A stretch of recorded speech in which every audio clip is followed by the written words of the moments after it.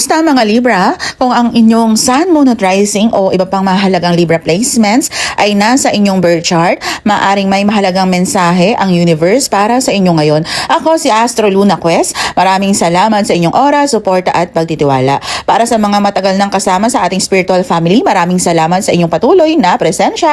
At para naman sa mga bago pa lamang dito, welcome po kayo. Maaring hindi ito aksidente na nakita mo ang reading na to ngayon. Minsan kasi ang universe ay dinadala tayo sa mga mensaheng kailangan nating marinig sa eksaktong oras na handa na tayong tumanggap.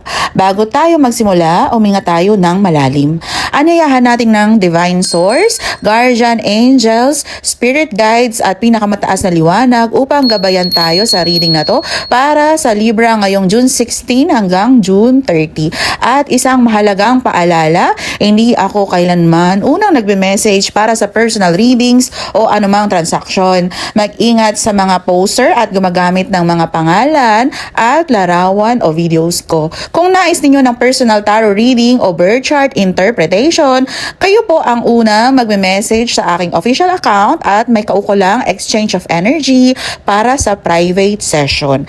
Ngayon Libra, tingnan natin kung ano ang gustong ipaalam ng universe sa inyo. At ang center energy mo ay Y.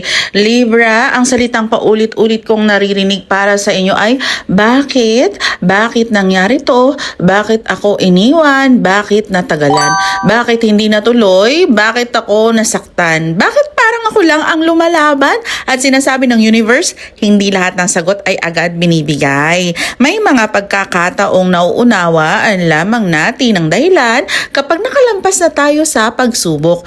May mga delay na naging protection, may mga rejection na naging redirection, may mga pagkawala na naging daan upang matagpuan mo ang bagay na tunay para sa'yo. Ang mensahe ng Y ay hindi para manatili sa tanong. Ito ay para magtiwala na may mas mataas na dahilan kahit hindi mo pa ito nakikita ngayon. Libra, napakalakas ng energy ng growth at abundance. May mga Libra na unti-unting bumabalik sa kanilang tunay na halaga. May confidence na muling nabubuo, may self-worth na unti-unting bumabalik. Ngunit nakikita ko rin ang sugat ng disappointment. Parang may mga bagay na matagal mong hiniling ngunit hindi nangyari sa paraang inaasahan mo. May ilan sa inyo na nawalan ng pag-asa. May ilan na napagod, kakahintay. May ilan na nagtatanong kung may mangyayari pa ba.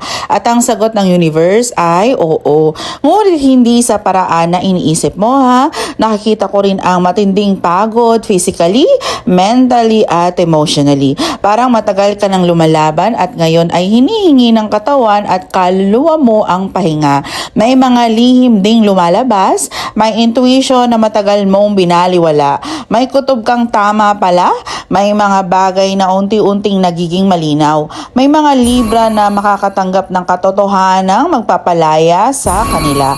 May desisyon ding paparating. Matagal mo nang iniiwasan, ngunit hindi na to maiiwasan. Panahon na upang pumili, panahon na upang magdesisyon. Panahon na upang piliin ang direksyon ng iyong kinabukasan. Paalala lamang, hindi ito medical diagnosis. Energetically, nakikita ko rito ang kidney sensitivity, lower back discomfort, hormonal imbalance, stress-related fatigue, anxiety, sleep disturbances, water retention, headaches, neck tension, emotional exhaustion, blood sugar fluctuation, digestive discomfort. Ang mensahe, ang pahinga ay hindi luho, ito ay pangangailangan. Single Libra, may energy ng bagong simula, ngunit bago ito dumating, may kailangan munang bitawan. May attachment, may tanong na wala pang sagot, may tao sa nakaraan na patuloy pa rin nasa isip.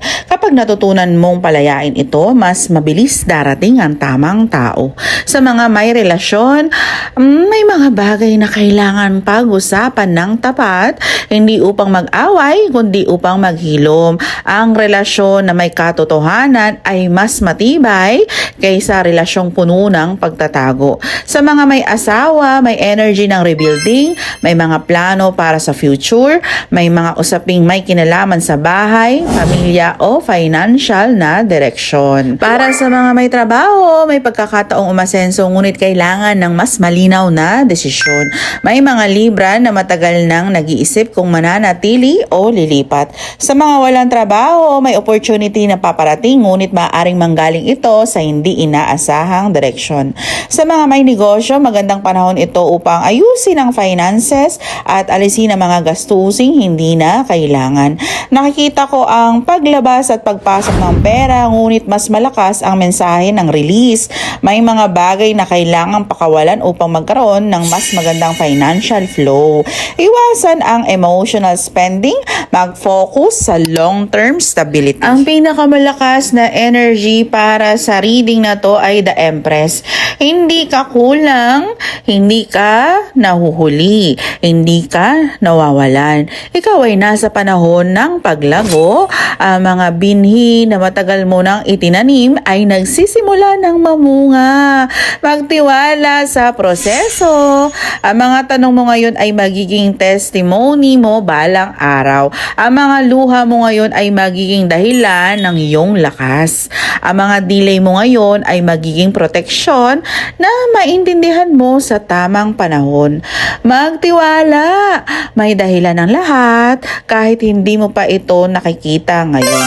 Kung nararamdaman mong para sa iyo ang mensaheng ito, comment mo ang I claim it bilang pag-claim ng mensahe at pag-anyaya ng mas malinaw na direksyon ng iyong buhay.